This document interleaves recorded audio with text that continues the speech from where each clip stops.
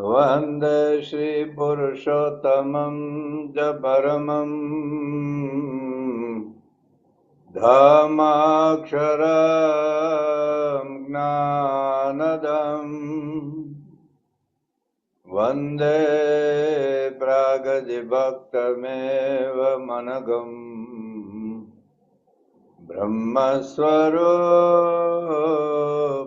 મુદા વંદે યજ્ઞપુરુષદાસચરણં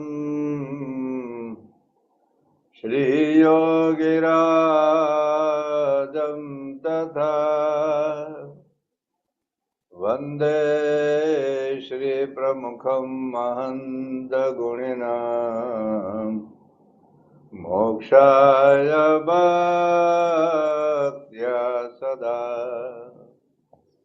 શ્રી સ્વામિનારાયણ ભગવાનની જય. શ્રી અક્ષર પુરુષોત્તમ મહારાજની જય. શ્રી ગુણાતીતાનંદ સ્વામી મહારાજની જય. શ્રી ભગતજી મહારાજની જય. શ્રી શાસ્ત્રીજી મહારાજની જય. શ્રી યોગીજી મહારાજની જય. શ્રી પ્રમુખ સ્વામી મહારાજની જય. શ્રી મહંત સ્વામી મહારાજની જય.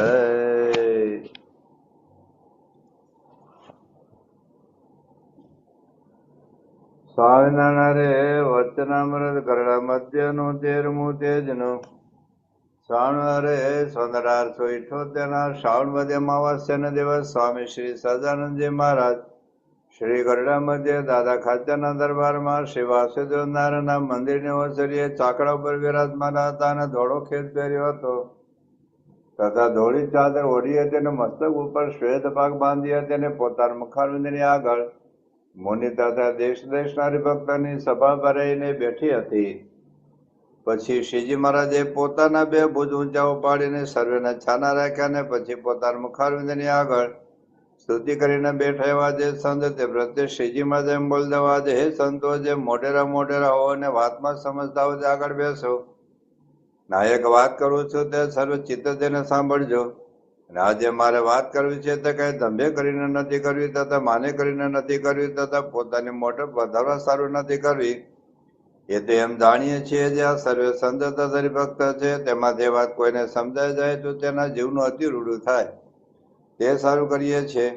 અને આ જે વાત છે તે મારી દીઠેલ છે અને મારા અનુભવ કરીને પણ મેં સિદ્ધ કરી છે અને સર્વશાસ્ત્રમાં પણ મળતી આવે છે. તેવા સભામાં કર્યા જેવી નથી તો પણ સભામાં કરીએ છીએ જે તે સ્વરૂપને તો તમે પણ દેખો છો પણ તમારા સમજમાં પરિપૂર્ણ આવતું નથી. અને જયારે વાર્તા સમજ્યામાં આવશે ત્યારે પંચ વિષય કે કામ ક્રોધાધિક સ્વભાવ તે જીત્યામાં પ્રયાસ થશે નહીં, સેજે જીતાઈ જશે. શ્રીજી મહારાજનું આ વાક્ય કે તમે મને દેખો છો પણ પરિપૂર્ણ સમજતા નથી, તો ભગવાનને પરિપૂર્ણ સમજવા એટલે શું એની વાત આપણે સમજી રહ્યા છીએ. એમાં સૌ પ્રથમ આપણે શ્રીજી મહારાજ સર્વોપરી સર્વ અવતારના અવતારી સેવા સમજ્યા. તો નિશ્ચયની અંદર મહાત્મ્ય ઉમેરવાની જરૂરિયાત છે. એ પણ માટે મહાત્મ્ય જ્ઞાન નિશ્ચય એટલે શું, ભગવાનના સ્વરૂપનો મહિમા સમજવાથી શું લાભ થાય અને ન સમજીએ તો શું ખોટ જાય એની પણ વાત આપણે કરી. ત્યાર પછી ભગવાનના સ્વરૂપનો મહિમા શું સમજવો, કેવા પ્રકારનો મહિમા આપણે સમજવાનો છે એની વાત આપણે ગઈકાલે કરી. ગઈકાલે જે આપણે કરી એ વચનામૃત રહસ્ય ભાગ બીજામાં શરૂઆતમાં આપેલું છે. એ જે 4 પેજ છે એનું જ આખું વિસ્તૃતીકરણ એ 550 પેજ છે.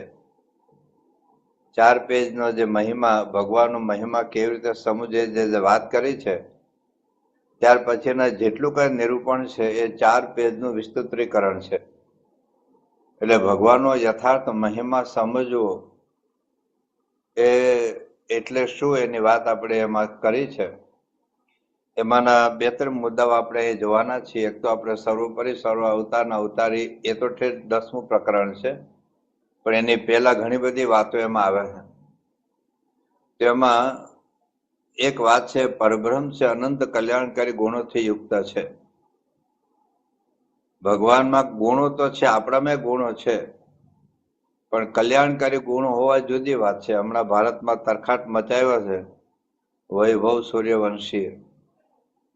તમે કોઈ પણ ટીવી ચેનલમાં જુઓ, યુટ્યુબમાં જુઓ, છાપામાં જુઓ, એ 15 વર્ષના છોકરાએ તરખાટ મચાવી દીધો છે. એ ભારતનું ગૌરવ છે. એ ક્રિકેટ રમવાનો ગુણ, 29 દડાની અંદર એને જે 12 છગ્ગા લગાયા અને 5 ચોગ્ગા લગાયા, વિશ્વભરના બહુ જ મોટા મોટા ક્રિકેટરો એના ઉપર આફરીન છે. બહુ સામાન્ય ગરીબ કુટુંબ, બહુ સંઘર્ષ સાથે એના પિતાએ આ ટ્રેનિંગ અપાવી અને આપી.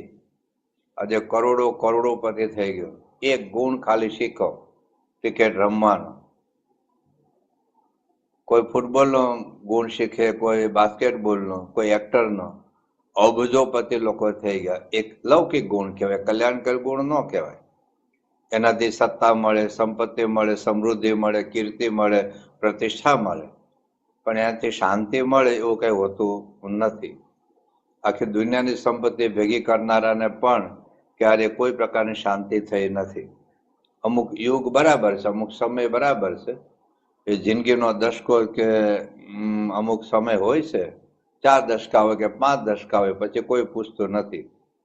ભારતના કેટલાય ક્રિકેટરો, કેટલાય એક્ટરો હાથમી ગયા, કેટલાય રાજા મહારાજાને રાખ થઈ ગઈ, કેટલાક બરોને કબરો થઈ ગઈ. અત્યારે કોઈ પૂછતું નથી. પરંતુ આપણે વાત એ કરી છે કે લૌકિક ગુણ શીખે તો પણ કેટલું બધું એને પ્રાપ્ત કરાવે છે. તો અહીંયા આધ્યાત્મિક ગુણોની વાત છે, કલ્યાણકારી ગુણોની વાત છે. તો જે ભગવાન આપણનું જેનું ભજન કરીએ છીએ એમાં એક બે નહીં, અનંત કલ્યાણકારી ગુણો રહેલા છે. અને એ ભગવાન જેમાં પ્રગટ છે એવા અક્ષરબ્રહ્મ ગુણાતીત સત્પુરુષના જીવનમાં પણ એ બધા ગુણો આપણને પ્રાપ્ત થાય છે. તો એક બે ગુણો નથી, અનંત કલ્યાણકારી. અનંત એટલે ઇન્ફિનિટિવ, અને એક ગુણ ઇન્ફિનિટિવ છે. પાછો આપણામાં નિર્માનીપણું હોય, પણ અમુક લિમિટેડ હોય. જે આપણી ગરજ હોય, જે આપણો સ્વાર્થ હોય, ત્યાં આપણે નિર્માનીપણું હોઈ શકે. કદાચ સ્વાર્થ વગર પણ નિર્માનીપણું, પણ અનંત નથી. આપણે ગુણાતીત સત્પુરુષોના પ્રસંગો આપણે જોયા, એનું નિર્માનીપણું હોય, એનું નિર્દંભપણું હોય, એને ઠાકોરજી પ્રત્યેની પરાભક્તિ હોય, એ આધ્યાત્મિક સ્થિતિ હોય, એ બધું જ અનંત છે. જે કઈ ભક્તિની વ્યાખ્યાઓ શાસ્ત્રોમાં લખેલી છે, એ વ્યાખ્યાઓથી અનંત ગણા પર આ સત્પુરુષમાં આપણને પરાભક્તિની એ વ્યાખ્યાઓ આપણને પ્રાપ્ત થાય છે. એટલે આ ભગવાનના અનંત કલ્યાણકારી ગુણોથી મહિમા સમજીએ. કારણ કે વૈભવ સૂર્યવંશી ક્રિકેટર છે એટલે ખબર હોય, પણ એ ક્રિકેટરે શું કર્યું? તો શેરીને ગલીઓમાં ક્રિકેટરો રમતા હોય, પણ આ ક્રિકેટર કેવા પ્રકારના, કેટલું એને પ્રાપ્ત કરી લીધું હજી 15 વર્ષની ઉંમરમાં. એમ ભગવાનના ગુણો આપણે જયારે વિચારીએ તે બે કામ થાય. એક તો એમના પ્રત્યેનો હેત વધે, પ્રીતિ વધે, મહિમા સમજાય, અને જેમ જેમ મહિમા સમજાતો જાય તેમ તેમ અંદરનો અંધકાર દૂર થતો જાય. મહિમા એ પ્રકાશ છે. મહારાજે પ્રથમના 24મા વચનામૃતમાં આ પ્રકાશની વાત કરી છે. તો તમસોમાં જ્યોતિર્ગમય, અંધકારમાંથી ભગવાન મને પ્રકાશ તરફ લઈ જા. તો મહિમાનો પ્રકાશ જેટલો આપણા અંતરમાં પ્રગટ થાય, એટલો અજ્ઞાનનો, એટલો માયાનો, એટલો અવિદ્યાનો, સ્વભાવ દોષ વાસનાનો જ અંધકાર છે, અહમ અને મમત્વનો જ અંધકાર છે, એ નીકળતો જાય. એટલે અહીંયા આપણે ભગવાન અનંત કલ્યાણકારી ગુણો છે, એમાંથી આપણે ફક્ત 6 ગુણોનો વિચાર કરવાના છીએ, જેના ષડ ગુણ કહેવાય. એ ષડ ગુણને લીધે જ ભગવાનનું ભગવાનપણું છે. તો એની વાત આપણે કરતા પહેલા વચનામૃતની અંદર જે ભગવાન સ્વામિનારાયણ ભગવાનના ગુણો વિશે જે વાત કરે છે, એક તો મધ્યનું 53મું વચનામૃત છે. એમાં શ્રીજી મહારાજ એવું કહે છે કે શેષ, શારદા અને બ્રહ્માંડિક દેવ પણ જેના મહિમાના પારને પામતા નથી, અને નિગમ પણ જેના મહિમાને ન ઇતિ કહે છે. તો ભગવાનનું આ મહિમા આપણે તો શું સમજી શકીએ, પણ આવા બધા શેર, શારદા, બ્રહ્માંડિક દેવો પણ જેનો મહિમાને પાર પામતા નથી. મહારાજે મધ્યના 67મા વચનામૃતમાં તો જોરદાર વાત કરી છે. મધ્યનું 67મું વચનામૃત છે, એમાં શ્રીજી મહારાજ કહે છે કે ભગવાનનો મહિમા, ગુણ, કર્મ, જન્મ ને સામર્થ્ય તથા સુંદરતા, સુખદાયકપણું એ આદિક જો અનંત કલ્યાણકારી ગુણ તેના પારને શેષ, શારદા, બ્રહ્માદિક દેવ તથા 4 વેદ એ પામતા નથી. વેદમાં તો ન ઇતિ કહી દીધું છે. હવે સાંભળજો. અને ભગવાન પોતે પણ પોતાના મહિમાને પારને પામતા નથી, કારણ ઇન્ફિનિટિવ છે. ઇન્ફિનિટિવ તમે એનો કોઈ અંત જ નથી. ભગવાન પોતે પણ પોતાના મહિમાના પારને પામતા નથી, એટલે કેટલો બધો ભગવાન મહિમા હશે. માટે ભગવાન તો સર્વ સામર્થ્ય કરીને અપાર છે. અને એ ભગવાનને ભજીને અનંત કોટી વૈષ્ણવ ભગવાન સરખા થાય છે. તો પણ ભગવાનમાંથી કોઈ જાતનો પ્રતાપ અણુ જેટલો પણ ન્યૂન થયો નથી. જેમ મીઠા જળનો સમુદ્ર ભર્યો હોય, તેમાંથી મનુષ્ય, પશુ, પંખી સર્વે જેટલું ભાવે તેટલું જળ પીવે તથા પાત્ર ભરી લે તો પણ ઓછું થતું નથી. શા માટે? જે તે સમુદ્ર તો અગાધ છે, તેમજ ભગવાનનો મહિમા પણ અતિશય અપાર છે. માટે કોઈ રીતે કરીને વધે ઘટે એવો નથી. આટલી બધી નદીઓનું પાણી સમુદ્રમાં જાય છે, સમુદ્ર છલકાતો નથી. અને આટલું બધું વરાળ થઈને પાણી આકાશમાં જતું રહેશે વાદળા રૂપે, પણ પાણી ઓછું થતું નથી. દુનિયાના લાખો લોકો એનો ઉપયોગ કરે પણ પાણી ઓછું, કારણ કે અપાર છે. તો ભગવાનનો મહિમા એટલો બધો અપાર છે. તમે બધા કે 10 અબજ રૂપિયા અથવા 10 અબજ ટ્રિલિયન ડોલર હોય, 10 અબજ ટ્રિલિયન ડોલર, પણ જો ઇનપુટ ન હોય તો આઉટપુટ થાય તો ધીરે ધીરે 100 રૂપિયા સુધી પહોંચી જાવ તમે, કારણ કે લિમિટેડ આંકડો છે કદાચ. પણ આ ભગવાનનો મહિમા છે એ અનંત એટલે trillion trillion trillion trillion trillion trillion છે. એટલે ભગવાનનો જે મહિમા છે એનો પારને પામી શકાતો નથી. જેટલો ભગવાન મહિમા સમજીએ આટલા આપણે ભગવાન જેવા થઈએ. મારે કે અનંત કોટી ભક્તો ભગવાન જેવા થયા, ભગવાન જેવું સુખ પામતા થયા, છતાં ભગવાનનું સુખ જરાય ઓછું થયું નથી. તો આવા ભગવાનના જે અનંત કલ્યાણકારી ગુણો છે, અને એને એ જ ભગવાન અમુક કેટલા ગુણ એવા છે કે જે ભગવાનનું ભગવાનપણું સાબિત કરે છે. દયા આપણામાં હોય, પણ આપણી દયા લિમિટેડ હોય. આપણા કુટુંબના સભ્યો પ્રત્યે હોય, બીજા પ્રત્યે હોય તો થોડીક હોય. એમાં આપણો કોઈ દ્રોહ કરે, આપણું કોઈ ખંડન કરે, આપણી કોઈ ટીકા કરે, એના પ્રત્યે તો દયા રહે જ નહીં. જયારે ભગવાનના નાસ્તિક લોકો હોય એના પર ભગવાન દયા કરે. હવા પાણી પ્રકાશ ભગવાન એને પણ મફત આપે. ભગવાનના મંદિરો તોડનાર, ભગવાનની મૂર્તિઓ તોડનાર, ભગવાનનું ખંડન કરનારાને પણ ભગવાન હવાનો નળ બંધ કરી દેતા નથી. એટલે ભગવાનની દવા અનંત છે, એમને દયા અપાર છે. એવી દયા હોય, કરુણા હોય, પ્રેમ હોય. કાલે મહંત સમાજના પ્રશ્નોત્તર વાંચતો હતો, એમાં મહંત સ્વામી મહારાજને પૂછ્યું કે તમે જેટલા સંતો ભક્તોને પ્રેમ કરો છો, એ ઘણા ખરા સંતો ભક્તોની પ્રકૃતિ, સ્વભાવ, દોષો બધું તમે તો અંતરેમયપણે જાણો છો પણ ખરા, અને ઘણા અંદરો અંદરના પ્રશ્નોની ફરિયાદ તમારી પાસે આવતી હોય, પણ છતાંય તમે એમના પ્રત્યેનો પ્રેમ હેત જરાય ઓછું થતું નથી. એનું કારણ શું? સ્વામી કે ભગવાનનો મહિમા. એ ભગવાનનો મહિમા, એવા ભગવાનના સંબંધ વાળા આ બધા હરિભક્તો સંતો છે. એટલે આપણું બધું જાણે અને છતાં આપણે દયા કરે, એ બહુ જુદી બાબત છે. એટલે ભગવાનના આવા અનંત કલ્યાણકારી ગુણોમાંથી જે 6 ગુણો, જેને 60 ગુણ્ય કહેવાય, એ ગુણોને લીધે ભગવાનનું ભગવાનપણું છે.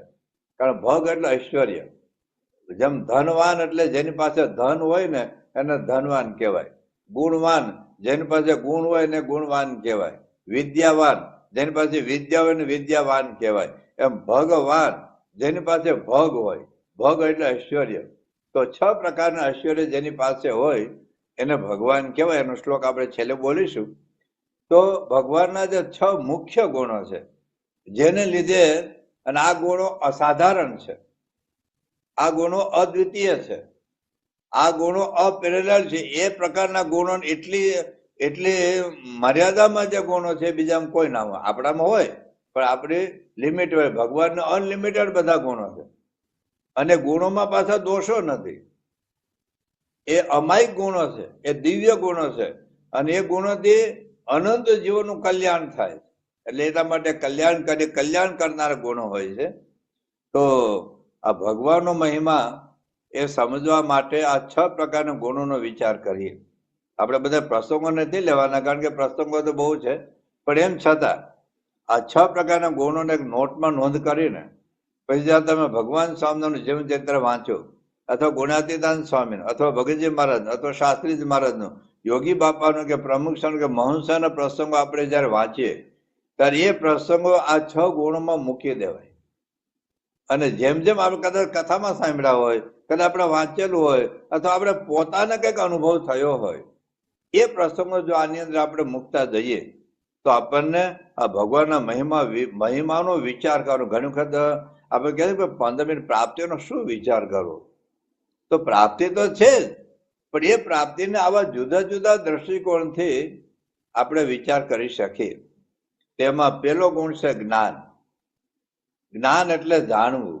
જ્ઞાનની વ્યાખ્યા મહારાજે લોહીના 7મા વચનામૃતમાં કરી છે. જ્ઞાન એટલે જાણવું. તો ખાલી શબ્દથી જાણવું એટલું જ નથી. મહારાજે લોહીના 7મા વચનામૃતમાં જ્ઞાનની વ્યાખ્યા એ કરી છે કે ઇન્દ્રિયો, અંતઃકરણ અને જીવ તદાશિતનો અનુભવ થાય એ જ્ઞાન. દાખલા ખાંડ ગળી છે એ શાબ્દિક જ્ઞાન છે, પણ ખાંડના ગળપોનો અનુભવ થાય ત્યાં સુધી મહારાજે જ્ઞાનની વ્યાખ્યા કરે છે. તો અનુભવાત્મક જ્ઞાન, ખાલી શબ્દાત્મક જ્ઞાન હોય પણ અનુભવ. દાખલા મેં પેલા વાત કરી લે કે આ ટેબ્લેટ લેવાથી માથાનો દુખાવો મટી જાય, ઇટ ઇઝ કોલ્ડ ઇન્ફોર્મેશન, માહિતી કહેવાય. પણ મને જયારે માથું દુખે એ વખતે મને આ યાદ આવે કે આ પેરાસિટામોલ લેવાથી માથાનો દુખાવો મટી જાય, એ દવા મને યાદ આવે, એને નોલેજ કહેવાય.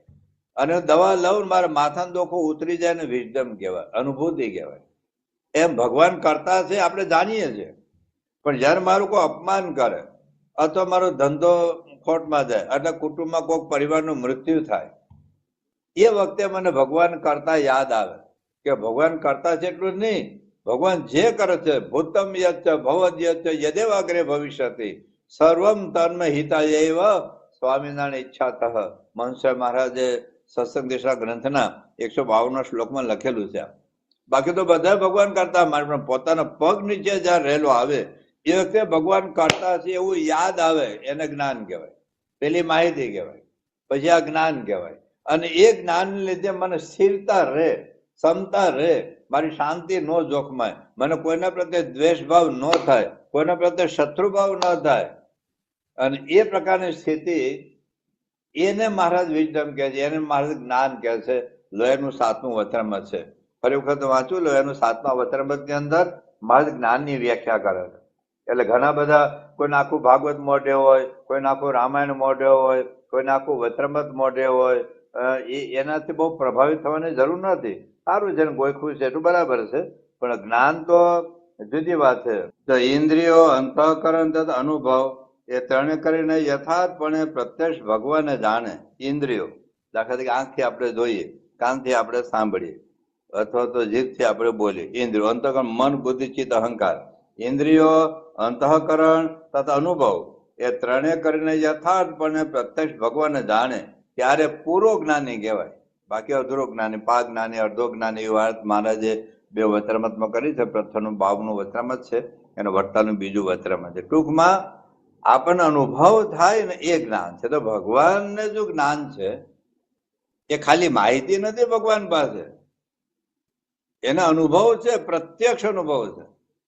તો શ્રીજી મહારાજે ભગવાન અને જ્ઞાન શક્તિ, ક્રિયા શક્તિ, ઈચ્છા શક્તિની જે વાત પ્રથમના 65મા વચનામૃતમાં મહારાજે કરી છે, તો એ જ્ઞાનની વ્યાખ્યા એક શાસ્ત્રમાં લખ્યું છે, જ્ઞાનમ નામ સર્વ સાક્ષાત્કારત્વમ. બધું જ દેખાય, બધું જ દેખાય, કારણ કે પ્રત્યક્ષપણે દેખાય એ જ્ઞાન છે. તો શ્રીજી મહારાજે જ્ઞાનની વ્યાખ્યા આ કરી કે બધું જ એને દેખાય. તો મધ્યના 53મા વચનામૃતમાં મહારાજે વાત કરી છે, એ ભગવાન તો સાંભળજો, એ ભગવાન તો અનંત કોટી બ્રહ્માંડ વિશે રહ્યા. એવા જે જીવ ને ઈશ્વર તેને જે હથેળીમાં ટીપું હોય ને દેખે તેમ તેને દેખે છે. લો, આપણે ભેતની પાછળ કોઈ ઉભો હોય દેખાય આપણને? ચાલો, આપણે બેક્ટેરિયા દેખાય? કોઈ જાપાન મને અહીંથી દેખાય? ભગવાન તો અનંત કોટી બ્રહ્માંડના અનંત જીવો, અનંત ઈશ્વરને હથેળીમાં જેમ પાણીનું ટીપું દેખાય એમ ભગવાન જુએ છે. એ ભગવાનની સામે આપણે બેઠા હોઈએ એ ભગવાન. અને આ ગુણ બેયમાં છે, અક્ષરમાં પણ છે અને પરબ્રહ્મમાં પણ છે. અક્ષર પુરુષોત્તમ બ્રહ્મ પરબ્રહ્મમાં આ જે 6 ગુણો છે એ બધા ગુણો બેયમાં છે. એટલે મહંસમાં અક્ષર બ્રહ્મ તરીકે જુઓ એમાં પણ આ છે, અને એમાં રહેલા પરબ્રહ્મ તમે જુઓ તો બ્રહ્મ અને પરબ્રહ્મ બેયમાં ગુણ છે. પણ અક્ષર બ્રહ્મનો ગુણ એ પરબ્રહ્મના આધીન છે, પરબ્રહ્મનો ગુણ એ સ્વતઃ અને સ્વતંત્ર છે. એટલે હવે જયારે મહંત મહારાજને આપણે સામે જોતા હોઈએ, અથવા ઘનશ્યામ મૂર્તિના દર્શન કરતા હોઈએ, અથવા આપણે આરતી ઉતારતા હોઈએ, અથવા આપણે પૂજા કરતા હોઈએ, અને આપણી સામે ભગવાનની મૂર્તિઓ હોય, એ ખાલી ગંધીપાના પાના નહીં, મારા મનમાં શું ચાલે છે, અનંત કોટી બ્રહ્માંડના જીવોમાં મનમાં શું ચાલે છે, મારા ભૂતકાળના અનંત જન્મોમાં શું હતું, શું કર્યું હતું, એ બધું જ મારી સામે બેઠેલા છે, મને જુએ છે, જાણે છે, હસતા મલકવો જુએ છે. આવા એક વિચાર સાથે આપણે પૂજા કરીએ, આવા વિચાર સાથે ભગવાનના દર્શન કરીએ, આવા વિચાર સાથે ગુરુહરિના દર્શન કરીએ, આવા વિચાર સાથે મહંત સ્વામીના પ્રત્યક્ષપણે દર્શન કરીએ, ત્યારે મહારાજ કહે છે રિઝલ્ટ તો આવશે. કારણ કે પરિપૂર્ણ સમજતા નથી. જો સમજ્યામાં આવે તો સ્વભાવ દોષો ટાળવાનો સહેજો પ્રયત્ન નહીં કરવો પડે. તો મહારાજનું પરબ્રહ્મનું આ સર્વજ્ઞપણું છે. અનંત જીવો, અનંત ઈશ્વર, અને ભૂતકાળ, ભવિષ્ય અને વર્તમાન કાળ. ભવિષ્યમાં પણ આપણે શું કરવાના છે એને ખબર છે. દુનિયામાં ભવિષ્યમાં શું થવાનું છે એ બધી જ એને ખબર છે. કહેતા નથી, બધી જ ખબર છે. આપણે તો કઈ ખબર કોકની માં સાંભળ્યું ને તો એ કેરા કરતા હોય. એ તો આપણું બધું જાણે છે, મારું તમારું બધું જ અનંત ધર્મનું જાણે છે. કોઈ આપણને કોકની વાત નથી કરતા, કોકને એને આપણને નથી કહેતા, બાકી જાણે છે. મારે પોતે પોતાની વાત કરે છે.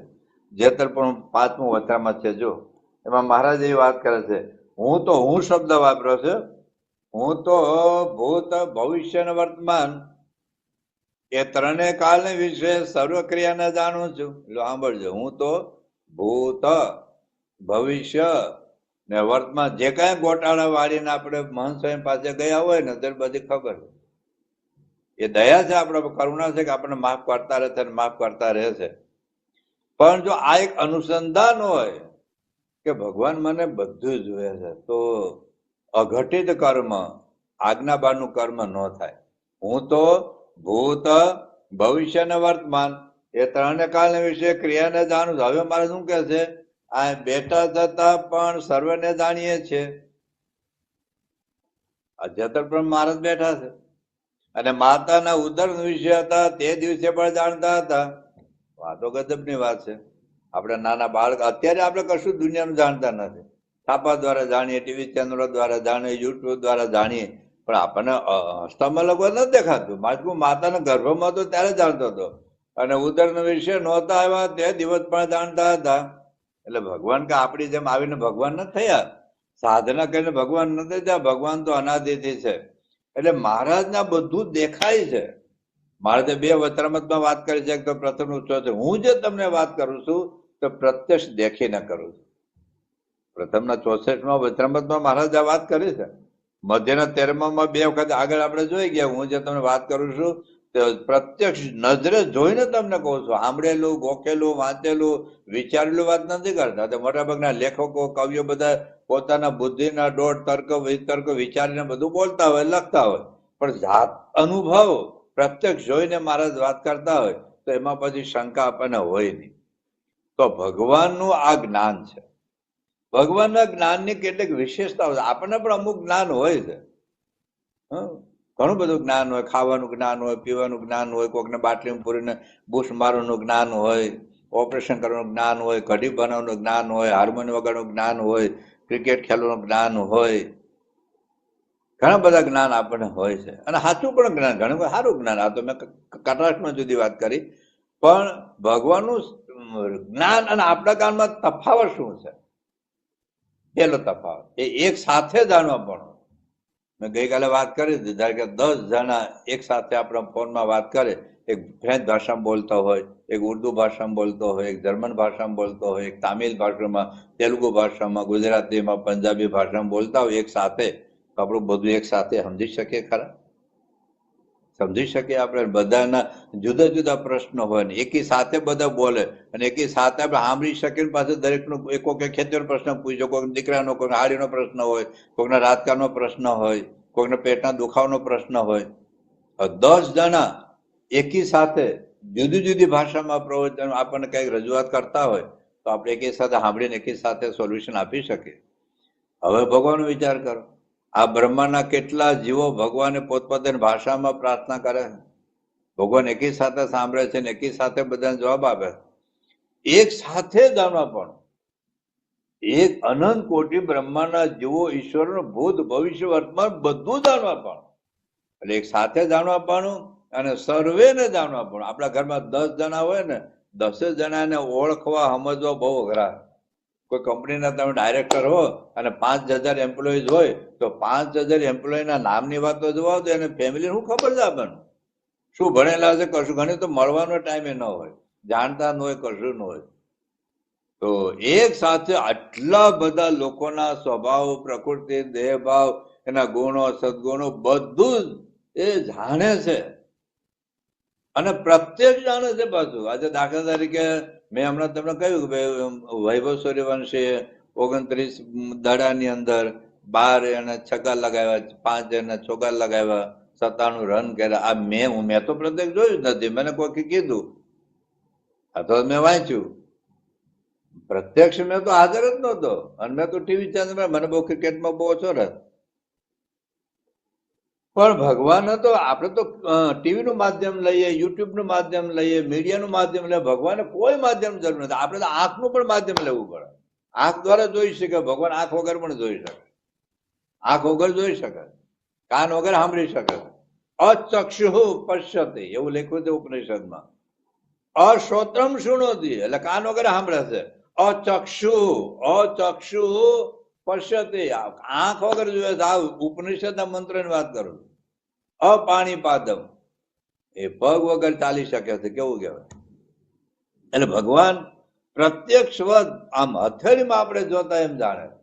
પછી સદાય જાણવા પણ હંમેશા. આપણે તો પછી જયારે વૃદ્ધાવસ્થા આવે અથવા કાન બેરા થઈ જાય, આંખ દેખાતું બંધ થઈ જાય, અમુક સમય જાણીએ, અમુક પાછું ભૂલી જાય. આપણે બાળપણનું કેટલું બધું ભૂલી ગયા, ચાલ કેટલું બધું ભૂલી ગયા. ગઈકાલની કથાએ ભૂલી ગયા, ગઈકાલની કથાએ ભૂલી ગયા. આજે સવારે આપણે સત્સંગ દિશાના 5 શ્લોકમાંથી હું વાંચ્યું એ ભૂલી ગયા.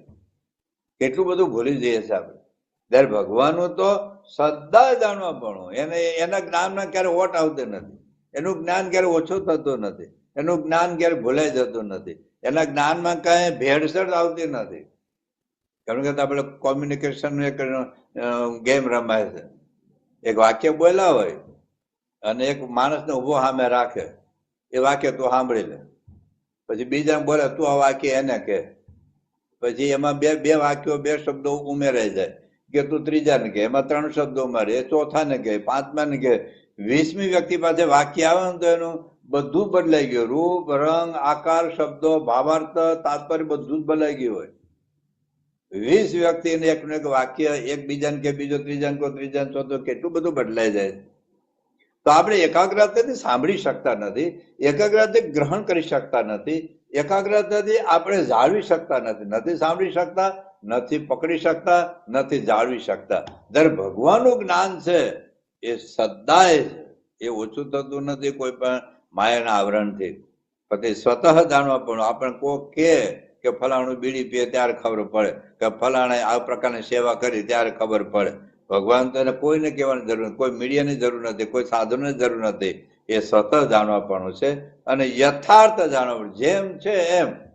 એટલે જ મારે કહે છે હું યથાર્થ તમને વાત કરું છું, જેમ છે તેમ આજે તમને વાત કરું છું. તો એમાં ભેળસેળ નથી. જેમ છે ચોખ્ખું જ્ઞાન એ ભગવાનનું છે. અને પાછું સફળ જાણવા પડવું. આપણું જ્ઞાન હોય પણ સફળતા નથી મળતી. આમ કરો તો છગો વાગે, આમ કરો તો આમ થાય. થિયરી તો બધાને ખબર હોય. કઢી આમ બનાવે, આમ બનાવે, કઢી બનાવે ત્યાં ખબર પડે. થિયરી બધી ખબર હોય. એનું જ્ઞાન સફળ, જે સંકલ્પ કરે છે તે થાય છે એનું જ્ઞાન. એટલે આ રીતે ભગવાનના જ્ઞાનની વિશેષતા છે. અને એટલે જ ભગવાન આપણા સર્વના સાક્ષી છે, આપણા આત્મામાં રહેલા બધું જાણે છે. એટલા માટે સારપૂર્ણ પાંચમું કારણ ચોથું વચન મધ્ય 31 ત્યારબાદ વર્તાચાર અંત્યચારમાં આપણા સાક્ષી છે. એટલે ભગવાન કર્મફળ પ્રદાતા એટલે હોય, કારણ કે બીજા કોઈની સાક્ષીની જરૂરિયાત નથી. અને સારું કામ કર્યું, ખોટું કામ કર્યું, કારણ કે આપણે થાય કે મેં સેવા કરી, ભગવાન ખબર નહીં, ભગવાન બધી જ ખબર. એને જાણ કરો કે ન કરો, કઈ ભાવના જ કરીએ ખબર. દાખલા તરીકે તમે પાર્કિંગમાં 2 કલાક ઉભા હો, હું તમારી વિડીયો પાડું તો મને દેખાય કે તમે પાર્કિંગમાં સેવા કરી છે, પણ કેટલો કંટાળો હતો, કેટલો થાક હતો, કેટલો વેઠ હતી, કેટલો અવગુણ હતો, અથવા કેટલો મહિમા હતો, કેટલો અહોભાવ હતો, કેટલો આનંદ હતો, એ કઈ વિડીયોમાં ન આવે. પણ ભગવાન તો બધું જાણે. કેટલો આનંદ છે, કેટલી મસ્તી સેવા કરે છે, કેટલો સમર્પણ ભાવથી સેવા કરે છે, કેટલા દિવ્ય ભાવથી સેવા કરે છે. અથવા તો ઊંધું જે કાંઈ સારું નરસું પોઝિટિવ નેગેટિવ છે બધું જ ભગવાન જાણે છે. જો આ આપણે હોય ને ખબર, તો શું થાય કે આપણે સેવા કરવામાં આપણી સુધારો થાય, પૂજા કરવામાં સુધારો થાય, દંડવત કરવામાં સુધારો થાય, માળા કરવામાં સુધારો થાય. કારણ કે જેને રાજી કરવાના છે એને તો મારી બધી જ ખબર છે. મારે જેને રાજી કરવાના છે એ તો મારી સેવા પણ જાણે છે, સેવા પાછળ મારી વૃત્તિ પણ જાણે છે, મારી દાનત પણ જાણે છે, અને મારી ભાવના પણ જાણે, મારો અશુદ્ધ ભાવ પણ જાણે છે, અને શુદ્ધ ભાવ પણ જાણે. મહંત સાહેબ મહારાજે પ્રશ્નોત્તરીમાં પૂછ્યું કે આપણે સેવા કઈ રીતે કરો, કે સાક્ષાત મહારાજ સામે ઉભા હોય ને એ ભાવનાથી કોઈ પણ સેવા, જેમણે વાસણ ઉટકાશે એને બધી સેવા કરે છે, પણ આ ભાવનાથી તો ફેર ક્યાં પડી જાય? અહીંયા સેવા તો બે, વાસણ તો બે ઉટકતા. યોગી બાબાએ શું કીધું કે એવું કેવું કીધું, બાબા તો હરિભક્તોના વાસણ. તો યોગી બાબા કે હરિભક્તો મારીને ઠાકોરજી તમે, ફરક અહીં પડે. આપણે વાસણ ઓટકે, યોગી બાબા વાસણ ઓટકે. આપણે પીરે છીએ, યોગી બાબા પીરે છે. યોગી બાબા શું કહેતા, દરેક મારે શાસ્ત્રી મહારાજ તમે લાવો, હું પીરશું. જો આ ભાવના, હવે આ ભાવના બદલાય ક્યારે? કે જયારે ભગવાન સર્વજ્ઞ છે, ભગવાન અંતર્યામી છે, ભગવાન મારું બધું જાણે.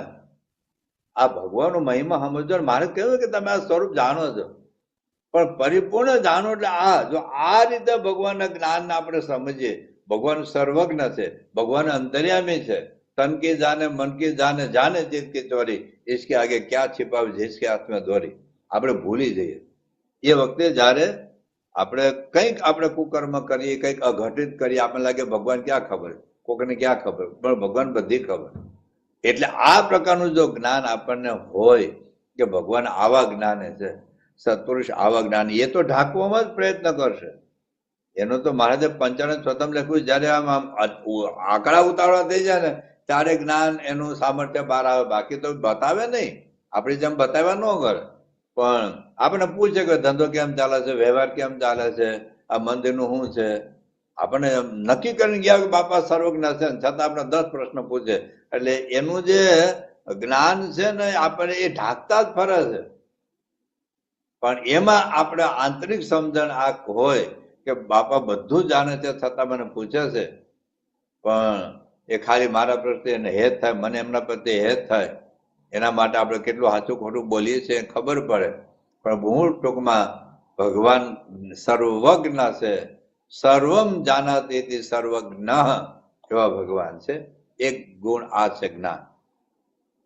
એટલા બધા તમને સર્વજ્ઞપણાના શ્રીજી મહારાજથી માંડીને મહંત સ્વામી મહારાજ સુધીના બધું જાણે છે. તમને 2-3 પ્રસંગ પ્રમુખ સ્વામી મહારાજને કહું. એક તો મારો પોતાનો પ્રસંગ છે.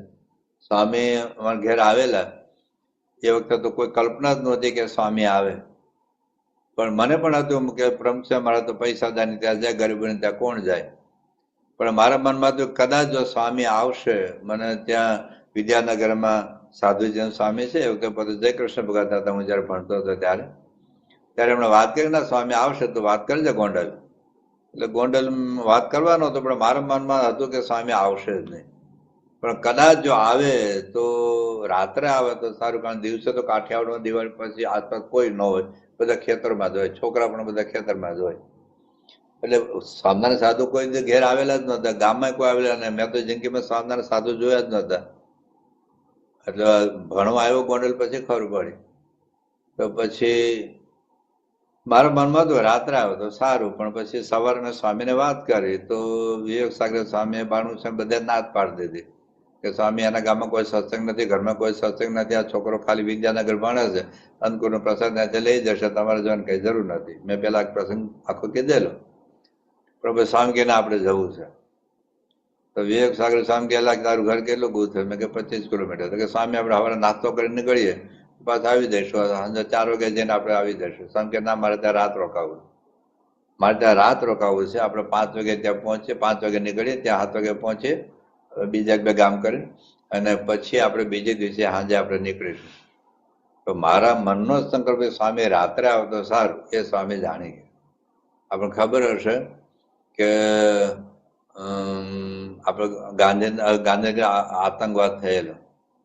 હવે શાસીબાદના સાધક પછી સંતો બધે ચારધામની યાત્રાએ જવાના હતા.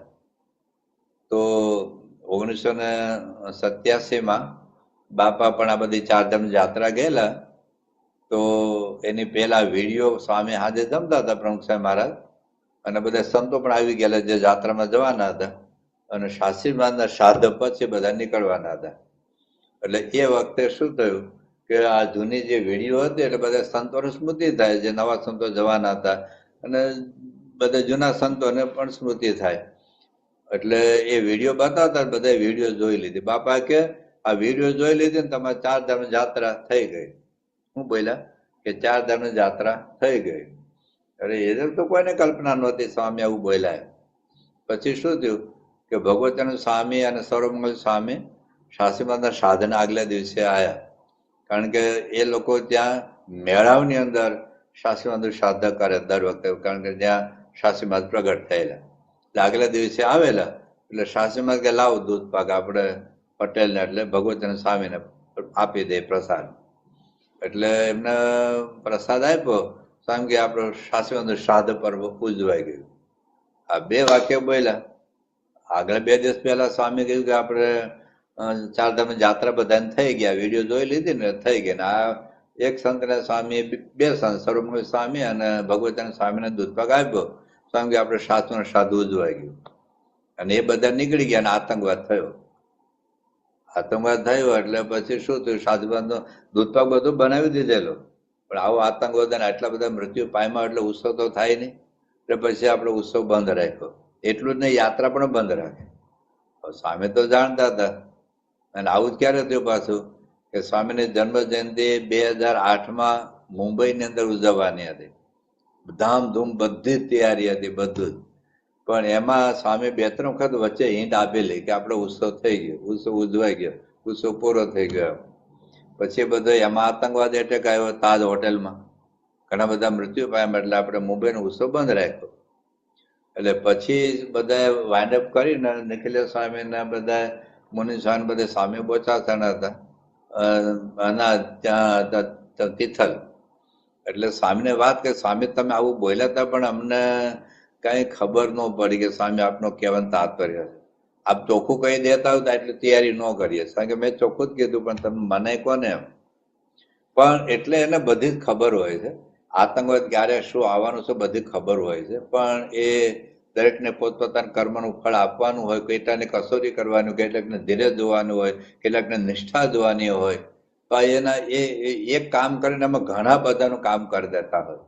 પણ ટૂંકમાં એટલું તો ખરું જ સર્વજ્ઞ છે. મન સમાજની પ્રશ્નોત્તરીમાં તમે જોશો કેટલી વખત સ્વામી કહે છે અમને બધી જ ખબર છે પણ બધું કહેતા હોતા નથી, નહીં તો શું બધા ઉછળીને ભાગી જાય. આપણું બધું કહેવા માંડે ને બધું જ તો કોઈ એની નજીકમાં આવે નહીં, પણ એ જાણે છે બધું જ. ટૂંકમાં એ સર્વજ્ઞ છે. ક્યારે કઈ જગ્યાએ ક્યારે શું થવાનું છે બધી જ એમને ખબર છે. તો આવા ભાવથી આપણે જયારે ભગવાનને જાણીએ ત્યારે જાણ્યા કહેવાય. બીજી વાત આવશે શક્તિ. તો શક્તિ એટલે એનો વ્યાખ્યા એવી છે, શક્તિ નામ અઘટિત ઘટના સામર્થ્યમ. અઘટિત ઘટના સામર્થ્યમ શક્તિ. તો જે કોઈ ન કરી શકે ભગવાન કરી શકે એ શક્તિ છે. હા, આપણે અમુક શક્તિ છે, આપણા મને બોલવાની શક્તિ છે, સાંભળવાની શક્તિ છે, જોવાની શક્તિ છે, ચાલવાની શક્તિ છે, ઓપરેશન કરવાની શક્તિ છે, સમુદ્રમાં બ્રિજ બાંધવાની શક્તિ છે, સમુદ્રમાં એરપોર્ટ ઊભું કરવાની શક્તિ છે, કમ્પ્યુટર શોધવાની શક્તિ છે, પ્લેન બનાવવાની શક્તિ છે, ઘણી બધી શક્તિ છે આપણામાં. પણ જે કોઈ ન કરી શકે ભગવાન કરી શકે. અને આપણામાં જે શક્તિ છે, આપણામાં જે જ્ઞાન છે ને, એ પરમાત્માને જ્ઞાન શક્તિને લીધે આપણામાં જ્ઞાન છે. પરમાત્માને ક્રિયા શક્તિને લીધે આપણામાં બધી શક્તિ છે. બાકી આપણે કોઈ શક્તિ નથી. ફ્યુઝ લઈ લે ને તો પંખો પર તો બંધ થઈ જાય, ટ્યુબલાઇટ અંધકાર થઈ જાય. જે કઈ શક્તિ છે આપણામાં, જે કઈ જ્ઞાન છે, જે કઈ જાણી શકીએ છીએ, એનું કારણ પણ ભગવાન છે. તો ભગવાનની શક્તિ અઘટિત ઘટના સામર્થ્યમ શક્તિ હિ. તો પછી આપણે અઘટિત ઘટના સામર્થ્યમ એટલે તો શું? લીંબુ એ શેરડી જો ગળ્યું થઈ જાય, શેરડી એ મરચા જેવી તીખી થઈ જાય, શેરડી તીખી થઈ જાય, લીંબુ ગળ્યું થઈ જાય, મેથી ખાંડ જેવી થઈ જાય. આનો અર્થ આવો થાય? હા, એ ભગવાન કરી શકે. પણ ભગવાને જેને જેમાં જે ગુણ મેકા છે વારંવાર બદલા કરે ને દરેકના ગુણો, એ ભગવાન પણ ન કહેવાય. ભગવાન પણ એ તો પાગલપણું કહેવાય. પણ છતાં ભગવાન કરી શકે છે. મહારાજે સારંગપુરના 14મા વચનામૃતમાં વાત કરી છે કે ભગવાનની ઈચ્છાએ તો જે જળ હોય તે ચૈતન્ય થઈ જાય. એટલે કે આ જળ છે ને એ ચાલવા માંડે, હાલવા માંડે. આપણે ખબર છે સાચીમાના વખતમાં એક બહુ મોટા ઝાડનું થડ પડેલું. એક હરિભક્તને કહ્યું કે થડ તમે લઈ જાય, મહારાજ 50 જણા હોય તો આ થડ ઉપડે એમ નથી. તો સાચીમાં કહે તું થડને અડતો ખરો, થડ અડીને હાલતો હતા. તો એ હરિભક્ત હાલતા ત્યાં થડ તમે વાહે વાહે જવા માંડ્યું. જળ વસ્તુને ચૈતન્ય કરી શકે એની તાકાત છે. અહલ્યા શીલા બની ગયેલી, ભગવાન રામે સ્પર્શ કર્યો ને એ જાગૃત થઈ ગઈ. તો ભગવાનમાં તાકાત છે કે ભગવાન ઈચ્છે તો જળ હોય તે ચૈતન્ય થઈ જાય અને ચૈતન્ય હોય તો જળ થઈ જાય. કેમ કે ભગવાન તો અતિ સમર્થ છે, પણ એવું કરતા નથી. કે રોજ કાંકરા હોય, પથરા હોય, હાલતા ન કરતા બધા. અને જે હાલે છે ને બધા પથ્થર જેવા ન કરતા. હા, કોઈ અસાધારણ કારણ હોય, એ પણ એમાં અનંત જીવનું કઈ રૂડું થવાનું હોય તો શુભ સંકલ્પ સાથે કોઈને હેરાન કરવા માટે ને આપણે તો શું કરીએ, આતંકવાદીને હું ઉડાવી દઈએ. બોલો, આપણે પાકિસ્તાનને ફૂંક મારીને આઉટ કરી દઈએ આપણા જેવા હોય ને. તો ભગવાન તો આતંકવાદીઓ માટે પ્રાર્થના કરે, બાપા આતંકવાદીઓ માટે પ્રાર્થના કરે. અત્યારે મનુષ્યમાં જે દેશનું આપણે નામે ન લઈએ, ભૂલમાં નામ ના લઈએ તો એના પ્રત્યે પ્રેમ ન થાય, હેત ન થાય, કરુણા ન થાય, દયા ન આવે. ત્યારે મનુષ્ય એના માટે રોજ પ્રાર્થના કરે બધા દેશોમાં. પણ એ એમની દયા છે, કરુણા છે. એટલે ભગવાન કરી શકે છે બધું. એ દુશ્મનો પણ ખરાબ નથી કરતા, કરી શકે છે બધું. અને આપણે તો કોઈ હિત આપણું હોય ને એનું ધનુષ પનો જ નીકળી જાય. જેમાં આપણું હાલતું હોય ને તેને તો પથ્થર જેવું કરી દે, જળ જેવું કરી દે. એટલે જ આપણે ભગવાન નથી અને એટલે જ ભગવાન છે. તો અઘટિત ઘટના સામર્થ્ય જે કોઈ ન કરી શકે એ ભગવાન કરી શકે. એટલે ભગવાનની શક્તિ અસંખ્ય શક્તિ છે. આપણે એકાદી મેં કીધું ને, ઘરે બનાવી શકે, ઓપરેશન ન કરી શકે. કોઈ ઓપરેશન કરી શકે, તબલા ન વગાડી શકે. કોઈ તબલા વગાડી શકે તો એ છગા ન ફટકારી શકે. આપણા અમુક શક્તિ લિમિટેડ છે. ભગવાન તો અનંત શક્તિ છે, અસંખ્ય શક્તિ છે. કોઈ પણ બાબતમાં એ નિપુણ છે. એટલે ભગવાન એટલા માટે એમની શક્તિ છે ને એ અનવધિકાતી છે. એનાથી શક્તિ બીજાની કોઈની વધારે ન હોય. અપરિચ્છિન્ન એટલે અનલિમિટેડ, કોઈ લિમિટલેસ, અનંત અપાર એનામાં શક્તિ છે. એટલે પરમાત્માની શક્તિ માટે શાસ્ત્રોમાં જુદા જુદા શબ્દો વાપરેલા છે કે ભગવાનમાં અનંત શક્તિ છે, અદભુત શક્તિ છે, અચિંત્ય જેનું ચિંતો ન કરી શકે એવી શક્તિ છે, અતર્ક્ય શક્તિ છે, અઘટિત ઘટના શક્તિ છે, યોગકાળ શક્તિ છે, યોગ શક્તિ છે, યોગ માયા છે, વિચિત્ર શક્તિ છે, વિવિધ શક્તિ છે, વિલક્ષણ શક્તિ છે, દિવ્ય શક્તિ છે, અસાધારણ શક્તિ છે, નિરંકુશ શક્તિ છે, મહાશક્તિ છે, અલૌકિક શક્તિ છે. આવા શબ્દો આપણા શાસ્ત્રોમાં ભગવાન શક્તિ માટે વાપરેલા છે. અને હવે યાદ કરો, આપણે ગયા વખતનું અક્ષરબ્રહ્મ ગુણાતી સત્ર, એમાં 2 એપિસોડ હતા. ભગવાનની શક્તિ 8મું કે 9મું અથવા 8મું કે 8મું. હવે જયારે આપણે વાંચીએ ને તો આ મહંસ મહારાજના કેટલી, ભલે બોલતા નથી, બહુ કરતા નથી, આમ હાવ સાયલન્ટ દેખાય, આપણને બિલકુલ સાયલન્ટ દેખાય. એટલું તો શાસ્ત્રી મહારાજ વખતમાં બધાને મનાતું જ નતું કે યોગી કઈ કરશે. એટલે શાસ્ત્રી મહારાજ કહેતા કે સ્વામી તમારા પછી કોઈ તમારા સમજ મુક્ત યોગી તો ભોળા છે. તો શાસ્ત્રી કહે હું યોગી ભોળા, અનંત કોટી બ્રહ્માંડનો વ્યવહાર ચલાવી શકે એવા યોગી બાપા છે. અને જયારે શાસ્ત્રી મહારાજ ધામમાં ગયા અને બધી પ્રતિષ્ઠાઓ થઈને 51 નવા દીક્ષા આપી, ત્યારે આ બધા આમ હલી ગયા હતા કે આ યોગી શું કહેવાય. એમ ઘણા બધાને એવું હતું કે પ્રમુખ સ્વામીના પ્રભાવ, પ્રતાપ, ઐશ્વર્ય, સામર્થ્ય, કારણ વર્ષોથી આપણે જોયેલું બધું, ક્યાંથી ક્યાં સંસ્થાન મૂકી દીધી. શાસ્ત્રી જયારે પ્રમુખ બન્યા, પ્રમુખ સ્વામી 5 મંદિરો ધેર્યા હતા, ને જયારે સ્વામી ધામમાં ગયા 11 આખો વિશ્વ વ્યાપી સંસ્થાન ઉભી કરી દીધી. એ આપણે પ્રતાપ, પ્રભાવ, ઐશ્વર્ય, સામર્થ્ય બધું જોયું હતું આપણે. ત્યારે મોહન સ્વામી સદગુરુ રૂપે બહુ સાયલેન્ટ હતા, આપણે બહુ દેખાતું નહોતું. 10 વર્ષમાં કરી બતાવ્યું. એ બતાવવા માટે નથી કર્યું, પણ એને કર્યું. એને આપણે સામર્થ્ય જોયું, શક્તિ જોયો, પ્રભાવ જોયો. એક શબ્દમાં કેટલી તાકાત છે, એ શક્તિ છે. એ ફરી વખત 2 એપિસોડ જોઈ દેવા છે, ખરેખર જોવા જેવા. તો આપણને જે સ્વરૂપ આપણે સમજવાનું છે, સામાન્ય નહીં માની લેતા. સામાન્ય નથી આ, ભલે બતાવ્યા ન કરે. ઓલિમ્પિક ને ગોલ્ડ મેડલ આવ્યો ને આપણે સભામાં આવ્યો અને પરિચય આપીએ તો કે સભામાં દોડવા ન માંડે. કોઈ હાર્ટ સર્જન આવ્યું તો 1 લાખ ઓપરેશન સફળ કર્યા હોય, સભામાં હાર તો કરીને આપણે એનો પરિચય આપીએ તો જે હાર પહેરાવા આવે ને એનું ઓપરેશન ન કરવા માંડે. પણ સામર્થ્ય છે, શક્તિ છે, જયારે જરૂર પડે ત્યારે બતાવે. તો ભગવાનમાં કેવી શક્તિ છે એનું નિરૂપણ મહારાજે જુદા જુદા વચનામૃતમાં કરેલું છે. અને એ જે નિરૂપણ કરેલું છે એનો એ વિચાર સાથે આપણે જયારે ભગવાનના દર્શન કરીએ, એ વિચાર સાથે આપણે પૂજા કરીએ, એ વિચાર સાથે આપણે દંડવત કરીએ, એ વિચાર સાથે એમને કથા વાર્તા સાંભળીએ, એ વિચાર સાથે એમને આપણે સમાગમ કરીએ, એ વિચાર સાથે એમની આજ્ઞા આપણે પાડીએ. ભલે આપણામાં તાકાત નથી, પણ જે મળ્યા છે તાકાતવાન છે. મારા પ્રતાપે કશું નહીં થાય, એના પ્રતાપે બધું થશે. તો આપણે ઇન્ફિનિટી કોમ્પ્લેક્સ નો આવે. તો હું કોની સાથે જોડાયેલો છું? તો એ વિચાર મહારાજે વચનામૃતમાં અનેક જગ્યાએ આપેલો છે કે ભગવાનનું સામર્થ્ય શું છે. પ્રથમ 34મો વચનામૃત આપણે વાંચીએ, એમાં મહંત સાહેબ શ્રીજી મહારાજ કહે છે, સાંભળજો.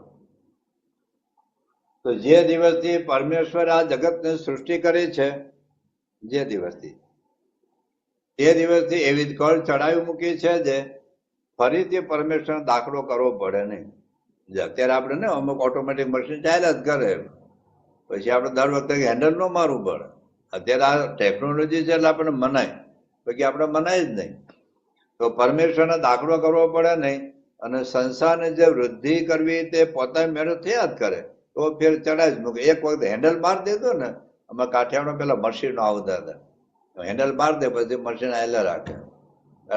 ને પેલા તો કિક મારતા હતા બાઇકમાં, આમ કિક મારો તો પેલું આવી ગઈ ઇલેક્ટ્રિક, આમ બટન દબાવો એટલે બાઇક ચાલુ થઈ જાય, ગાડી ચાલુ થઈ જાય.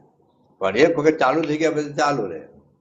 તો એ વાત છે. પછી મહારાજે પ્રથમના લોહીના બીજા વચનામૃતમાં પણ આવી એક વાત કરી છે કે ભગવાન ભલે મનુષ્ય જેવા દેખાતા હોય, એમાં કારણ કરતા કાર્ય મોટું છે અને કારણ કેમ નાનું છે એવો પ્રશ્ન પૂછ્યો છે. મારે કે ભલે કારણ નાનું દેખાય, પણ નાનું કારણ નાનું નથી, એનું સામર્થ્ય બહુ અદભુત છે. તો મહારાજ લોહીના બીજા વચનામૃતમાં બીજો પ્રશ્ન જયારે પૂછ્યો ત્યારે મહારાજ એનો જવાબ આપે છે કે સર્વના કારણરૂપ જે ભગવાન એ મનુષ્ય જેવા છે, મનુષ્ય જેવા જ શ્રીજીમાં આ લોકમાં હતા આપણા જેવા જ હતા. કૃષ્ણ ભગવાન અર્જુનની સામે હતા ત્યારે બધા આપણા જેવા દેખાતા, પણ જે વિરાટ સ્વરૂપ દેખાડ્યું ત્યારે આંફી ગયા. હવે આજુબાજુ કોઈને લોકોને દેખાતું નથી. વામન ભગવાન નાના જ હતા ને, પણ જયારે વિરાટ સ્વરૂપ ધારણ કરીને 3 પગલામાં બધું લઈ લીધું ત્યારે ખબર પડી. એટલે ભગવાન પાસે બધું હોય છે. તો સર્વના કારણરૂપ જે એવા ભગવાન તે મનુષ્ય જેવા છે, તો પણ પોતાના અંગમાંથી યોગ કળાએ કરીને, યોગ એક શક્તિ છે, અનંત કોટી બ્રહ્માંડ ઉત્પન્ન કરવાને સમર્થ છે. અનંત કોટી બ્રહ્માંડ ખાલી સંકલ્પ માત્ર છે. આપણે લીમડાનું પાંદડું ન બનાવી શકીએ. ને પાછા પોતાના વિષય લીન કરવા સમર્થ છે. જેમ અગ્નિ, વરુણ, સૂર્ય અને પોતાના કાર્યરૂપે મોટા જણાય છે અને વળી કાર્યને પોતામાં લીન કરીને પોતે જ રહે છે, તેમ ભગવાનના એક એક રોમમાં, સમજો એક એક રૂવાડું, આ એક એક રોમમાં અનંત કોટી બ્રહ્માંડ અણુની ભેટે રહ્યા છે. આપણે વાત કરી હતી બૃહદારણ્યક ઉપનિષદ, બૃહદ ઉપનિષદ સ્કંદ પુરાણ ની વાત કરેલી. એમાં એક વાત લખી છે ને કે પ્રત્યેકમ રોમ કુબેશુ વિશ્વાની નિખિલાને ચ અધ્યાપિતે સમસંખ્યાશ્ચ કૃષ્ણ ભક્તુમ નહી ક્ષમા. ભગવાન એક રોમ છિદ્રમાં કેટલા બ્રહ્માંડ આવે ને આજ સુધી ગણતરી કૃષ્ણ ભગવાન કરી શક્યા નથી. મારા જે વાત કરે છે તે પાછો બ્રહ્માંડ કેવું છે? અષ્ટાવરણ યુક્ત 14 લોક સુધાર્યા છે. એ જે કારણમાં અલૌકિકપણું છે, જે મોટાઈપણું છે, તેને સમજવું હોય તે જાણે છે. ભગવાન મનુષ્ય જેવા જણાય છે તો પણ એ ભગવાન સર્વના કારણ છે અને સર્વના કરતા છે અને સમર્થ છે. સર્વના કારણ છે, સર્વના કરતા છે અને સમર્થ. મનુષ્ય જેવા જ હોય ને. ભારતના વડાપ્રધાન નરેન્દ્રભાઈ મોદીને આપણામાં શું તફાવત? એને બે આંખો, આપણે બે આંખો. એને બે કાન, આપણે બે કાન. એનું મગજ, આપણું મગજ, આપણે બે પગ. એમના બધું આકારથી સરખું છે. કદાચ એના કરતા આપણે ઊંચા જાડી હશે, એના કરતા આપણું ભણતર જાજુ હશે, એના કરતા આપણે વધારે પૈસાદાર હશું, વધારે કળાવાન જ્ઞાનવાન હશું, આપણું માન આપણા ઘરમાં હાલે અને એનું આખા દેશમાં હાલે. કેમ? સત્તા સામર્થ્ય છે.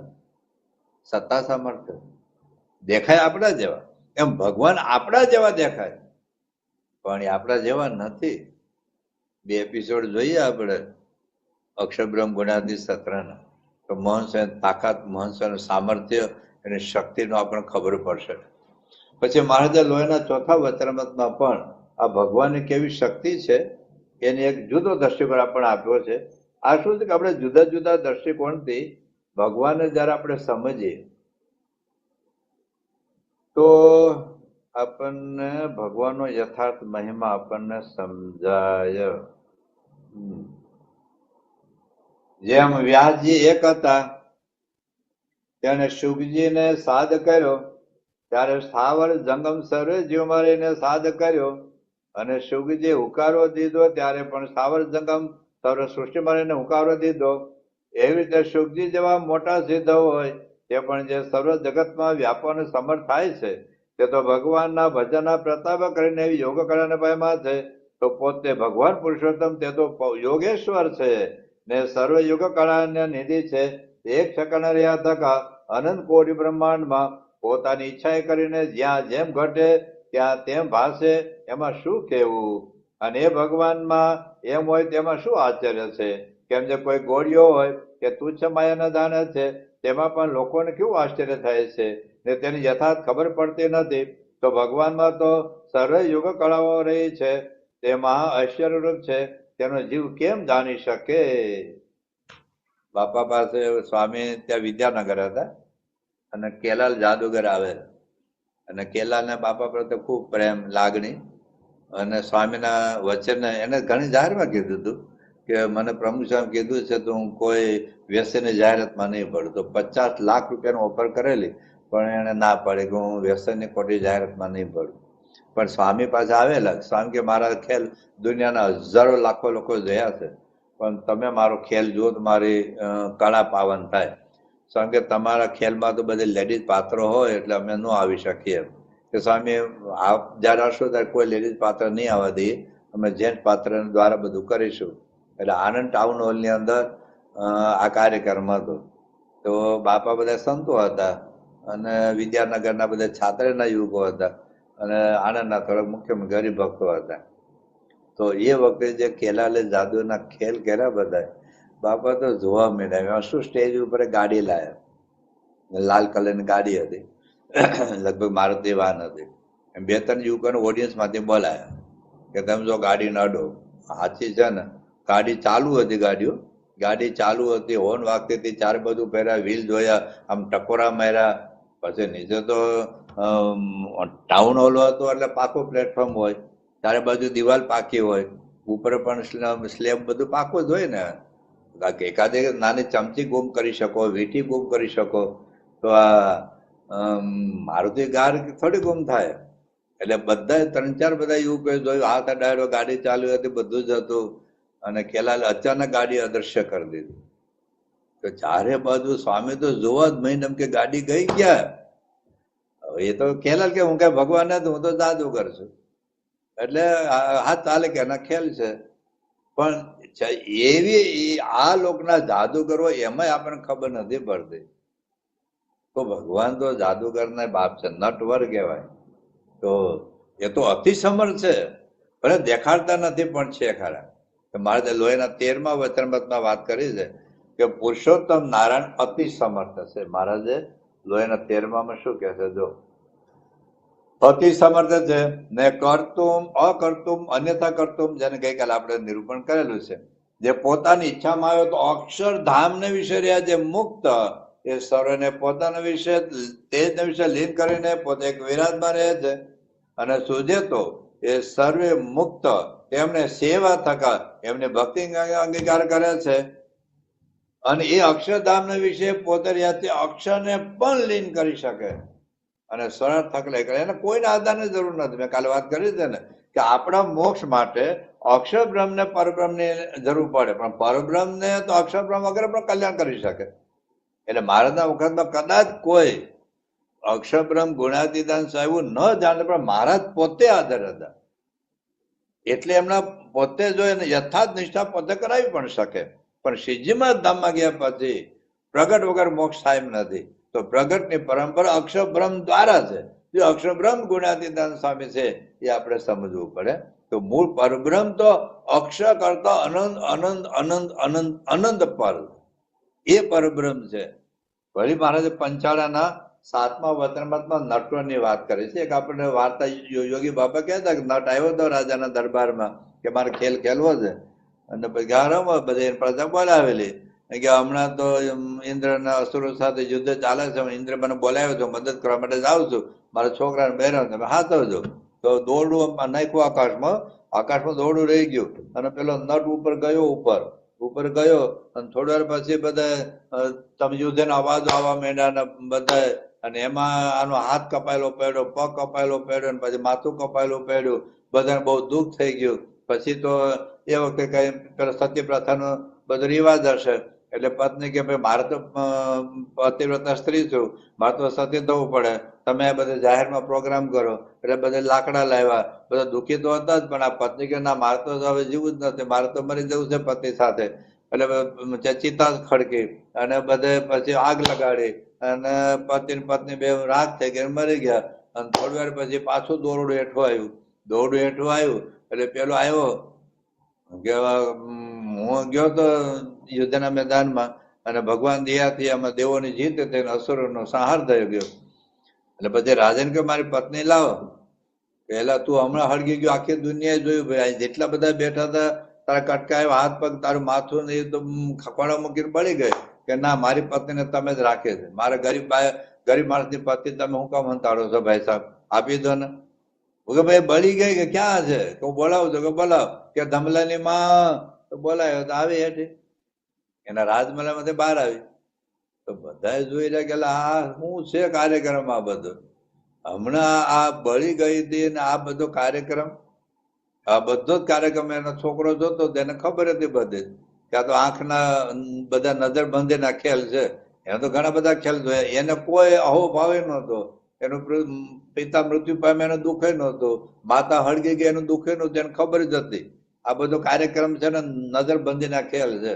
પણ બધાને કેટલું આશ્ચર્ય થયું. આ દ્રષ્ટાંત મહારાજે પંચાળાના 7મા વચનામૃતમાં આપ્યું છે. તમે જુઓ તો મહારાજ એ શું કહે છે? એ ભગવાન વિશે જે બાળક, યુવાન, વૃદ્ધપણું દેખાય છે, મનુષ્ય મહારાજ વૃદ્ધ દેખાય છે. તો એક સમજવાનો એંગલ, દ્રષ્ટિકોણ મહારાજે આપણે જુદા જુદા વચનામૃતમાં આપે છે. આ રીતે સમજવું મારે કે બાળક, યુવક, વૃદ્ધપણું દેખાય છે તથા જન્મ મરણ પણ દેખાય છે. આપણે જોયું શાસ્ત્રી મહારાજ પ્રગટ થયા ધામમાં ગયા, યોગી બાબા પ્રગટ થયા ધામમાં ગયા, પ્રમુખ મહારાજ નો આપણી નજર સમક્ષ આપણે અગ્નિ સંસ્કાર જોયો. એ તો એની યોગમાય કરીને દેખાય છે, પણ વસ્તુગતે તો ભગવાન જેવા છે તેવા ને તેવા છે. જેમ નટ વિદ્યા વાળો હોય તો શસ્ત્ર બાંધીને આકાશમાં ઇન્દ્રના શત્રુ જે અસુરના યોદ્ધા સાથે વળવા જાય છે, પછી કટકા થઈને હેઠો પડે ને પછી કટકા ભેગા કરીને તે નટની સ્ત્રી બળી મરે. આ બધી મહારાજે વચનામૃતમાં શબ્દો છે. પછી થોડીક વાર તે નટ પાછો આકાશમાંથી હથિયાર બાંધીને જેવો હતો તેવો જ આવે. રાજા પાસે મોજ માગે ને કઈ મારી સ્ત્રી લાવો. તે એવી રીતે નટની માયા તે પણ કળ્યામાં આવતી નથી. તો ભગવાનની યોગ માયા કેમ કળ્યામાં આવે? એટલે ભગવાનની આવી શક્તિ છે, આવું સામર્થ્ય છે. પણ આપણે દેખાડતા નથી. મહારાજે મધ્યના 64માં વચનામૃતમાં વાત કરી છે કે જેમ ભગવાનની યોગમાં એ કરીને 50 કરોડ યોજન એટલે 4 ગામ, તો 50 કરોડ યોજન પૃથ્વીનું મંડળ છે તે પ્રલયકાળ વિશે પરમાણુ થઈ જાય, આખું પરમાણુ અનંત કોટી બ્રહ્માંડ એક એટમમાં આવી જાય અને એટમ અક્ષર બ્રહ્મના તેજમાં લીન થઈ જાય ને પાછું જ સૃષ્ટિ થાય. એ જ એટમમાં અનંત કોટી બ્રહ્માંડ, એક બ્રહ્માંડની વાત કરી તો આપણે 22 અબજ પ્રકાશ વર્ષ આજનું વિજ્ઞાન એવું કહે છે. તો આવા ભગવાનની જે શક્તિ, આટલું બધું આમ કેટલું સંકુચિત કરીને ખાલી એટમ જેવું બનાવી દેવાનું ને એટમમાંથી બધા અનંત કોટી બ્રહ્માંડ ઉત્પન્ન કરવા, એ આપણાથી ન થાય. ભલે કમ્પ્યુટર બનાવી આપણે, એક લીમડનું પાંદડું ન થાય, એક કેરી ન થાય, એ આપણી કોઈ સામર્થ્ય નથી. આ ભગવાનનું સામાન્ય. તે પૃથ્વી પાછી સૃષ્ટિકાળ વિશે પરમાણુમાંથી 50 કરોડ યોજન થાય છે. તો આ બધું ભગવાનનું સામર્થ્ય છે. પછી મહારાજે વર્તાલના 12મા વચનામૃત, વર્તાલના 13મા વચનામૃતમાં પણ આ એક વાક્ય, જેમ સિદ્ધેશાળો કે દૂરથી આ હાથ પકડીને કે વસ્તુ લાવીને આપણને આપે, આમથી લાવીને આપણને, આ લોકના જાદુગર આવો ખેલ કરતા હોય તો સિદ્ધ દર્શન પામેલા હોય, એ પણ આવો ખેલ કરતા હોય તો ભગવાન તો સિદ્ધેશ્વર છે, ભગવાન તો બધું કરી શકે. એ વાત મહારાજ લોહિયાના વર્તાલના 13મા વચનામૃતમાં, તેના 37મા વચનામૃતમાં પણ આ બધી વાત કરી છે. અને તેના 39મા વચનામૃતમાં ભગવાનના સામર્થ્યની વાત કરી છે કે ભગવાન કેવું બધું કરે છે. વળી ભગવાનને જગતમાં વિચિત્ર સૃષ્ટિ કેવી કરી છે, એમાં કેવું ડાપણ કર્યું છે જુઓ ને. માણસમાંથી માણસ થાય છે, પશુમાંથી પશુ થાય છે, ઝાડમાંથી ઝાડ થાય છે, કીડીમાંથી કીડો થાય છે. અને માણસના અંગમાંથી કોઈક અંગનો ભંગ થઈ ગયો હોય તો ગમે તેવો ડાયો હોય તો પણ તે અંગનું તેવું કરવાને સમજ કોઈ રીતે થાય નહીં. હા, અત્યારે આર્ટિફિશિયલ હાથ પગ બધું બને છે, પણ એમાં કોઈ ચેતના નથી હોતી, કશું નથી હોતું. પણ ભગવાનની જે સૃષ્ટિ છે, કીડીમાંથી કોઈ નાગ ન થાય, નાગમાંથી વીંછી ન થાય, એ જેવું હોય એ ભગવાનની કરામત છે.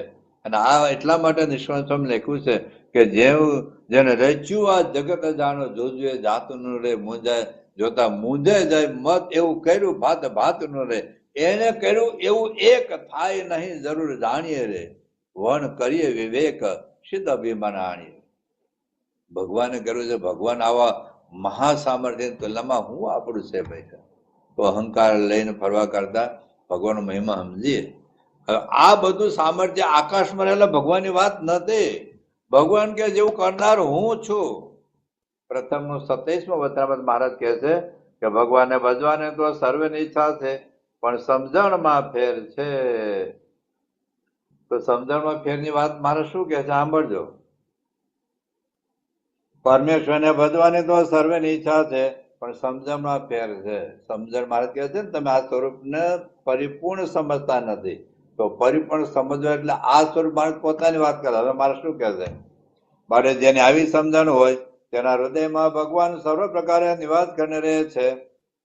જો આપણે હૃદયમાં ભગવાન ધારવા હોય તો આ સમજણ કેળવાની છે. તે વિગત છે જેમ સમજતો હોય છે, આ પૃથ્વી જેની રાખી સ્થિર રહી છે ને ડોળાવી ડોલે છે, તથા તારામંડળ જેનું રાખ્યું અધર રહ્યું છે, તથા જેના વર્ષામાં મેઘ વરસે છે, તથા જેની આજ્ઞા કરીને સૂર્ય ચંદ્ર ઉદય અસ્તપણાને પામે છે, તથા ચંદ્રમાની કળા વધે ઘટે છે, તથા પાળ વિનાનો સમુદ્ર જેની મર્યાદામાં રહે છે, તથા જલના બિંદુમાંથી મનુષ્ય ઉત્પન્ન થાય છે, અને તેને હાથ પગ નાક કાન ઇત્યાદિ 10 ઇન્દ્રિયોથી આવે છે, તથા આકાશ વિશે જળ અધર જાળીને મૂક્યું છે, તેમાં ગાજવી થાય છે, એવા અનંત આશ્ચર્ય છે. તે સર્વે મને મળ્યા એવા જે ભગવાન તેના કર્યા થાય છે એમ સમજે, પણ પ્રગટ પ્રમાણ જે ભગવાન તે વિના બીજો કોઈ આશ્ચર્ય ન કરનારો જેમ માને નહીં. અને પૂર્વે જે અનંત પ્રકારના આશ્ચર્ય થઈ ગયા છે, તથા હમણાં જે થાય છે, તથા આગળ થશે, તે સર્વે મને મળ્યા એવા જે પ્રત્યક્ષ ભગવાન તે વચ્ચે થાય છે. યોગી બાપા એવું કહેતા, મારે જયારે ભગવાન શબ્દ બોલે ને તો બધા આકાશમાં જોતા હશે. એ આકાશમાં નહીં, આમે બેઠે એની વાત કરે છે મારે. એટલે આવા ભગવાન, એ ભગવાન સ્વામિનારાયણ છે. અને એ ભગવાન સ્વામિનારાયણ આજે મહંત સ્વામી દ્વારા આપણને પ્રગટ સાક્ષાત મળ્યા. મહારાજ અમદાવાદ હાથમાં તો પોતાના સામર્થ્યની વાત કરે છે. જો અમદાવાદનું 7મું વચનામૃત છે, એમાં મહારાજ હું શબ્દ વાપરીને પોતે વાત કરે છે, હું કેવો છું. તે સર્વે બ્રહ્માંડ ને ઉત્પત્તિ સ્થિતિ ને પ્રલય તેનો કરતા પણ હું જ છું. બસ આ જો અનંત કોટી બ્રહ્માંડના કરતા હરતા.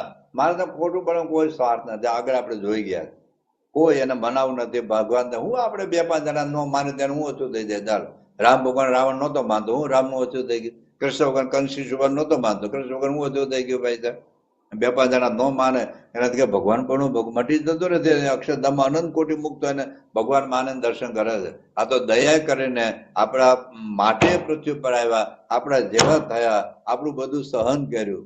પણ એ પોતાની વાત પોતે નહીં કરતો કોણ કહેશે? આપણે તો ખબર નથી. તો એટલા માટે મહારાજ કહે છે કે સર્વે બ્રહ્માંડની ઉત્પત્તિ સ્થિતિ અને પ્રલય તેનો કરતા પણ હું જ છું. ને અનંત બ્રહ્માંડના અસંખ્ય શિવ, કારણ કે અનંત કોટી બ્રહ્માંડો છે. તો જેટલા બ્રહ્માંડ એટલા બ્રહ્મા, એટલા વિષ્ણુ, એટલા શિવ, અને એટલા ગોલો, એટલા વૈકુંઠ, એટલા કૈલાસ. તો અનંત બ્રહ્માંડના અસંખ્ય શિવ, અસંખ્ય બ્રહ્મા, અસંખ્ય કૈલાસ, અસંખ્ય વૈકુંઠ. આ બધું જ છે ભાઈ સાહેબ, આપણી વાત નથી. બ્રહ્મ વૈવત પુરાણ, આપણે પેલું મેં સોરી વાત હતી, આગળનો શ્લોક બોલ્યો હતો ને, બ્રહ્મ વૈવત પુરાણમાં છે, સ્કંદ પુરાણમાં નહીં. બ્રહ્મ વૈવત પુરાણમાં આપણે 2 શ્લોકો બોલ્યા હતા કે પ્રત્યેકમ રોમ કોપેશુ વિશ્વાની નિખિલાનિ ચ અધ્યાપિત સંખ્યાશ્ચ કૃષ્ણ ભક્તો ક્ષમા. ભગવાન રોમ છિદ્રમાં કેટલા બ્રહ્માંડો આવ્યા, જેટલા બ્રહ્માંડ એટલા બ્રહ્મા, એટલા વિષ્ણુ, એટલા શિવ, એટલા ગોલોક, એટલા વૈકુંઠ, એટલા કૈલાસ. હવે બીજા શ્લોકમાં લખ્યું છે કે સંખ્યા છે રજસામસ્તિ વિશ્વનામ ન કદાચન બ્રહ્મા વિષ્ણુ શિવાદીનામ તથા સંખ્યા ન વિદ્યતે. જેમ પૃથ્વી પર રજકની સંખ્યા કોઈ ગણી શકાય નહીં. સંખ્યા છે રજસામસ્તિ વિશ્વનામ ન કદાચન, આખા વિશ્વની રજની કેટલી સંખ્યા જેમ કરી શકતા નથી, એમ બ્રહ્મા વિષ્ણુ શિવાદીનામ તથા સંખ્યા ન વિદ્યતે.